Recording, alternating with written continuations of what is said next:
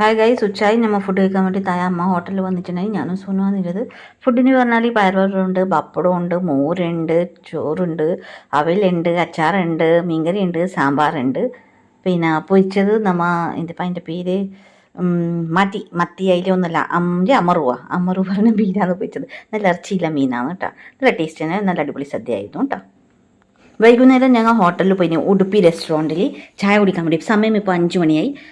അപ്പോൾ പിന്നെ ഒന്ന് ചായ കുടിക്കണമെന്ന് വിചാരിച്ചു. അപ്പോൾ പിന്നെ ഞാനും സോണും രേഷ്മയും കൂടിയിട്ട് ഉടുപ്പി ഹോട്ടലിൽ നമ്മളവിടെ തന്നെ പോയത്. അപ്പോൾ നമ്മൾ എന്താ ഓർഡർ ആക്കിയത് കാണിച്ചു തരാം. സോണു മസാല ദോശയും വടയും ആണ് ഓർഡർ ആക്കിയത്. ഞാനും രേഷ്മ ചോലെ ഭട്ടൂരയാണ്. രേഷ്മേൻ്റെ വരണത്ര എൻ്റെത് കിട്ടി. ഇപ്പോൾ രേഷ്മേൻ്റെ ചോലെ ഭട്ടൂരയും വന്നു. രേഷ്മ ഫോണിൽ കളിക്കുന്നുണ്ട്. ഞാനിപ്പോൾ രേഷ്മനെ കാണിച്ചു തരാം. Just wait. രേഷ്മ ചിരി പാസ്സാക്കി. ഞാനിപ്പോൾ എൻ്റെ ഭട്ടൂരെ ഭയങ്കര പൊന്തിച്ചെന്നില്ലേ, അതെ, കൈ പൊള്ളിപ്പോയി, ഭയങ്കര ചൂടായിരുന്നു.